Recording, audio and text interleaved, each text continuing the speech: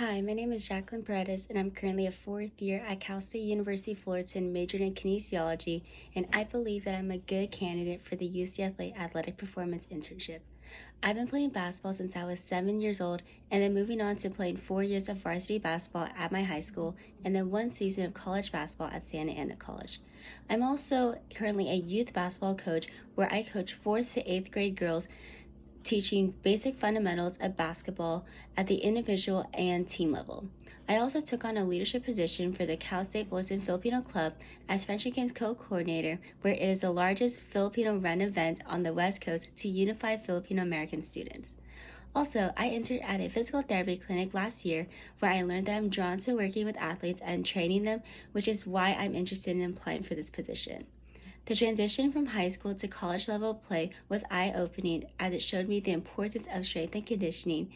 I enjoy learning new techniques dedicated to performing better. Thank you. My friend Caitlin here, who will be demonstrating the regression and progression of a deadlift. The first thing that will be starting off is the regression of a deadlift, which is the dowel hip hinge. So the dowel hip hinge is a good starter before doing a deadlift because it's understanding how your back moves. So what's going to happen right now is Caitlin is going to place the dowel behind her back, and then notice how the dowel is basically staying in contact with 3 parts of her back. So it's her mid-back, her tailbone, and basically above like the back of her head.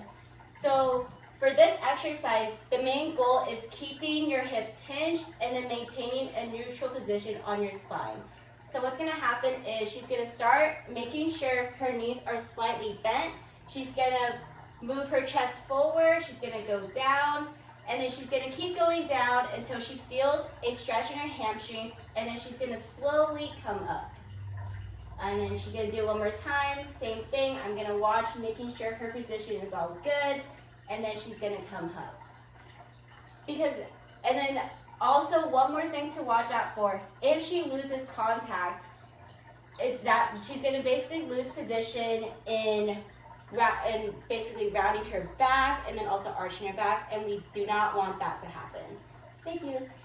And then the next part of the deadlift, so right after doing the dowel hip hinge, it's better off to progress and then do the kettlebell deadlift.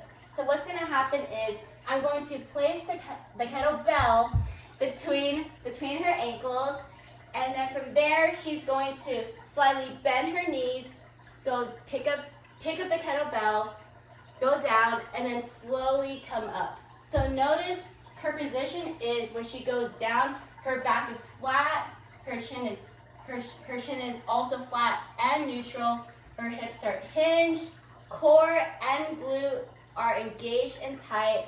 And what we don't want to happen is we don't want her back to be leaning forward. We don't want her back to be rounded, and I don't want to see her hips thrusting and going forward and then seeing her in a squat position, because that's not the main goal of this exercise. So she's going to go pick up the kettlebell and then do it one more time. And we're going to watch her position, and then she's going to come back up. So Hey, I'm back, and I'll be demonstrating how to do a hang glide. So first off, you want to make sure you have a hip width stance.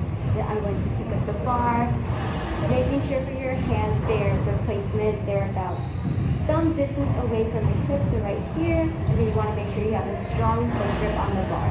Now I'll be going through the full range of motion. You're going to slightly bring the bar slightly above your knee, rotating your torso and extending your hips, and then from there you're going to shrug your shoulders and then hold the bar, and then the bar will be received in a front squat, and then you're going to go up. And I'll do this from this angle too, slightly bring the bar slightly above your knee, going to that whole range of motion, making sure your hips and knee go into a full extension. Thank you.